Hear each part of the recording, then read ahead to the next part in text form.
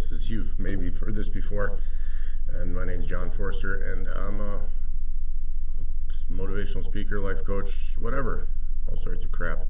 And today I'm going to talk about loss, as in like not you lost your dog, but like loss of a loved one, or loss of a relationship, or loss of something else. Any kind of loss that you've lost that has affected you, because loss affects you in really crazy ways. Like for me, loss has affected my entire life. Like when I was 12, a kid on my hockey team died, and it was a fuck show. Like it was not good, and that affected everyone on that team. Also probably because it was the 90s and nobody talked about loss and grief, and nobody was like, oh hey, maybe these kids need some help. And you know, our parents didn't know, because it wasn't like they lived through all these people dying in their life, or kids dying when they were kids, or any of that stuff. So it's like loss has this crazy way of affecting your brain and changing it. And like even like the loss of a relationship, or like your dog dies, that can affect you as well. I didn't mean to, make jokes about losing your dog, but when your dog dies, that shit will mess up your day as well. Like it's not like we just sit, you can't just go through life and ignore everything and then be like, why am I so angry? And then like you're angry because you're ignoring everything. You're angry because you're not looking at what you're actually doing. So back to loss. Like loss has this crazy way of making you see things that you've never seen before, and making you realize that we're all just tiny little specks of, and we're not as important as we think we are. Not that you aren't important. You're a beautiful, beautiful soul and a beautiful being, and you are incredibly important. You are incredibly worthy of love, and of your own love, and love for everyone. But the problem is that we have been taught to act like our ego is a master instead of a servant. We have become a nation of consumers because we were raised to consume, and we are not supposed to consume. We are just supposed to be. We are not supposed to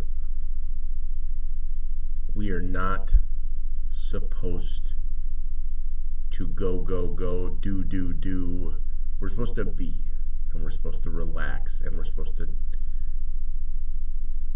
be at peace. But the current situation of news, media, money, everything is a constant fear cycle, and we are stuck in this fear cycle. Because what if my kids don't do this? What if my kids don't do that? What if your kids don't do what? It's okay. Your kids are their own people. Your kids can be themselves, and it's okay. But the loss of a loved one is a big factor in how we survive, and how we, even the loss of your child's youth, or the loss of your sister's ability to function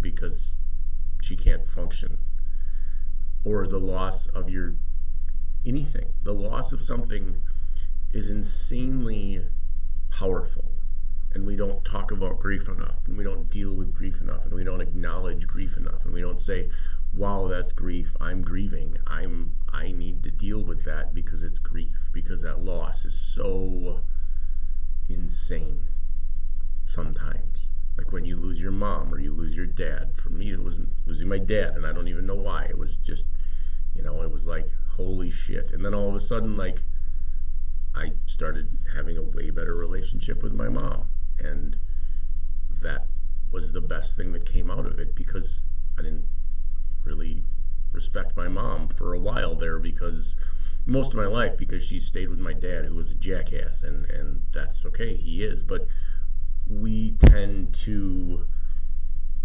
put blame on people without even knowing that we're putting blame on people. We tend to project our own stuff onto people, and then we look at people and we're like, why can't you be like this? Because everybody just is the way they are. You can't be something different because somebody's like, you have to be this, or you have to be this way to be with me, or you have to be this way.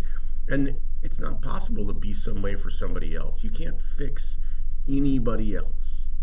And hundreds of thousands of people a day are trying because they don't want to be alone, or because they're scared, or because they don't think they'll get to know somebody better, or because they don't know what the future holds. Well, guess what?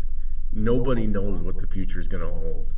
You could get into a car accident tomorrow. You could wake up tomorrow and everything could be gone. You could wake up tomorrow and not be able to see, knock on some wood there for some of those or whatever. But like, the future isn't promised, and the future isn't like a thing where we're like, well, that's what's going to happen. We can make plans. You can make plans, and you can think things are going to be the way they are, and you can plan, and you can plan and plan and plan, but that doesn't mean that the universe doesn't have ideas for you, or the universe doesn't have plans that are way different than what your plans are.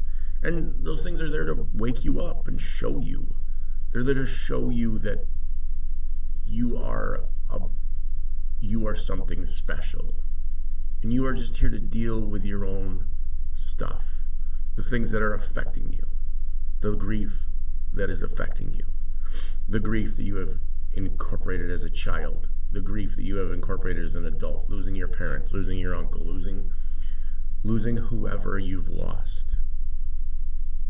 Is very, very difficult and very, very hard to deal with, because we try, because we want that person back when they're gone. We want that person to come back and be what they were for us, and be there for us, and love us some more, and have one more day with that person. And that's not how this life works, and that's one of the hardest things to realize, is that we are completely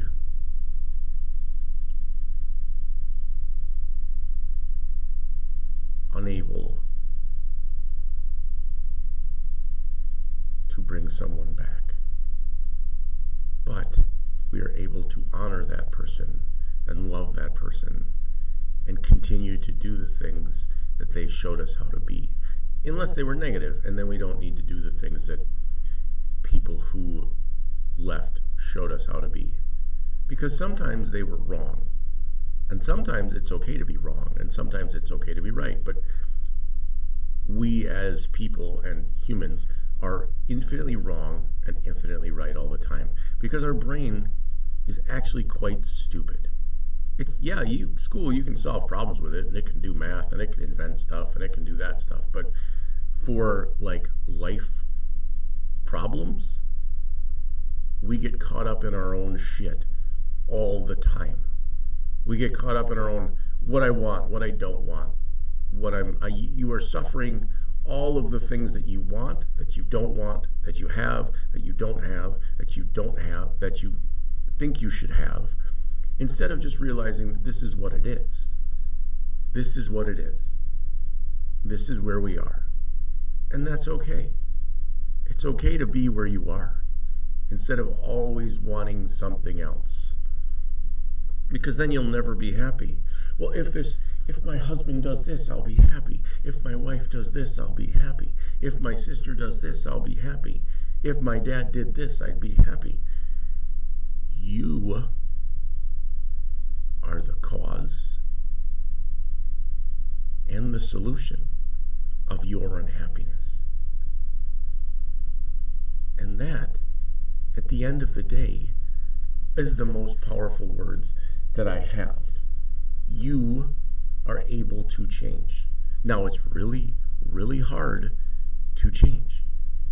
But once you start and you knock over that first tiny, tiny domino, it gets easier and easier and easier and easier.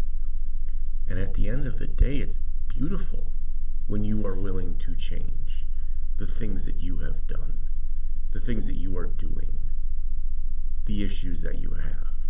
When you start to deal with your triggers, when you start to deal with the things that are bothering you, when you start to deal with the grief in a positive way, because that's all you can do is deal with the grief and the loss in a positive way. Your kids are going to age and they're going to move out and they're going to meet some and they're going to meet people and they're going to do their own thing, and hopefully they know what they're doing.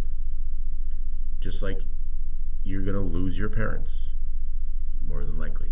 Maybe you're going to lose a child. God forbid. That's a terrible experience. Maybe your favorite niece is going to die. Maybe